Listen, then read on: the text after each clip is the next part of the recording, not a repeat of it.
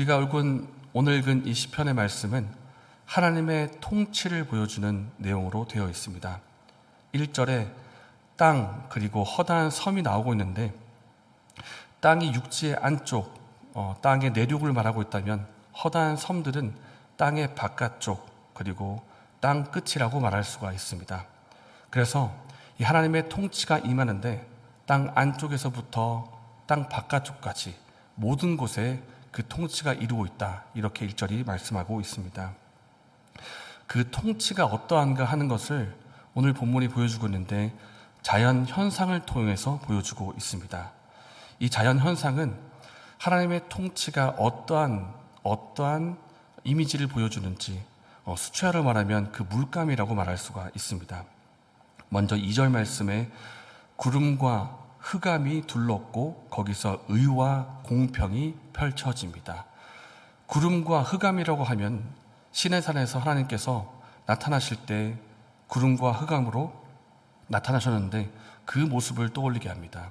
하나님께서 시내산에서 구름과 흑암 가운데 나타나시고 그리고 율법의 말씀을 백성들에게 전해주셨는데, 마찬가지로 오늘 본문에도 하나님께서 구름과 흑암 가운데 임재하시고 의의 말씀, 의의 통치, 의와 공평이 이루어지는 그 통치를 이루고 계시는 것입니다. 2절에 구름이 나왔다면 3절에는 불이 나옵니다. 그런데 이 불은 소멸하는 불이고 악인을 불태우는 불입니다. 하나님을 대적하고 악을 행하는 모든 대적들을 불태우는 불로서 임하고 있는 것입니다. 하나님의 통치 앞에 악인들은 다 불살라 사라진다고 말씀하는 것입니다. 4절에는 번개가 나옵니다. 구약 때부터 천둥과 번개하면 그것은 두려움의 대상이었습니다. 왜냐하면 이 자연현상은 사람의 힘으로 어떻게 할 수 없는 그런 것이었기 때문입니다. 마치 번개가 두려움을 주는 것처럼 하나님의 그 임재와 위험 앞에서 온 세상은 두려워 떨 수밖에 없다는 것을 번개의 이미지로 보여주고 있습니다. 5절 말씀에는 산이 나오고 또 밀랍이 나오는데, 이 밀랍은 초죠. 녹아내리는 초. 구약시대 때부터 산이라고 하는 존재는 불변의 이미지였습니다. 변하지 않고 그리고 요동하지 않기 때문에 이스라엘 백성들은 사람과 대화할 때 흔히 이 산을 가지고 증인으로 삼기도 했습니다. 산아, 우리가 하는 말을 들으라. 우리가 하는 말을 듣고 증인으로 나서주기를 바란다. 이렇게 말했던 이유는 산이 그만큼 요동하지 않고 불변의 이미지이기 때문입니다. 그런데 이 변하지 않게 보이는 산이 오늘 본문에서 양초가 녹아내리듯이 흘러내려 녹고 있습니다. 왜냐하면 그 산보다 더 위대하신 하나님께서 임재하시고 통치하시는 그 임재와 통치가 산에게 임했기 때문입니다. 이건 역시 조금 전에 대적이라고 말할 수가 있는데, 불로서 대적이 불태워지는 것처럼 그 불변의 이미지였던 그 산도 악인들이 세상에서 정말 판을 치고 변하지 않는 것처럼 그렇게 날뛰고 있지만, 하나님이 임하시면 양초가 녹아내리듯이 다 녹아내린다는 것을 말씀하는 것입니다. 그리고 6절 말씀에 하늘에서는 의가 선포됩니다. 하나님의 의로운 통치가 하늘에서부터 선포가 되면 땅에 있는 백성들은 그 선포하는 모습을 보게 됩니다. 그리고 7절에 이 땅에 헛된 것을 붙잡고 있던 모든 자들은 허무함과 수치를 당하게 될 것이라 그렇게 말씀합니다. 조금 전까지 세상은 마치 이것이 나를 구원할 것처럼, 이것이 나를 행복하게 해줄 것처럼 우상을 만들어서 그것을 의지하고 붙들고 살아왔지만은 그것이 매우 반짝이고 아름다워 보이고 견고해 보였지만 순식간에 녹아내리고 아무것도 아니라는 것이 드러나고 결국 허무함과 수치를 당하게 된다는 것입니다. 이 모든 광경을 지켜본 성도는 어떤 반응을 보일까요? 그 모습을 보면서 기뻐하고 즐거워합니다. 하나님의 의로운 통치가 임하고 세상의 우상의 그 헛됨이 드러났기 때문입니다. 악인이 부끄러움과 수치를 당하고 하나님의 의로운 통치가 온 세상에 임했기 때문에 성도가 그것을 보면서 기뻐하는 것입니다. 이 땅에 악이 관영하고 악인이 판을 치고 다녔지만 이제는 하나님의 의로운 통치가 온전히 임했기 때문입니다. 이후에 시편 기자는 하나님께서 모든 것 위에 가장 뛰어난 분이라는 것을 선포한 후에 성도로 하여금 그 하나님으로 인해서 기뻐하라고 권면하고 있습니다. 하나님의 이름에 감사하라고 우리를 초대하고 있습니다.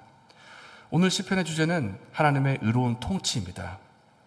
우리가 믿고 의지할 것은 하나님의 이 의로운 통치가 이미 임했다는 사실이고 그 영광이 임하는 것을 믿음으로 바라보고 있다는 것입니다. 예수님께서 공생의 사역을 하시면서 제일 처음에 하신 말씀이 있습니다. 회개하라, 천국이 가까이 왔다. 여러분 들으십시오. 하나님의 나라가 가까이 왔습니다 라고 선포를 했습니다. 바로 예수 그리스도를 통해서 그 나라가 가까이 왔다는 것입니다.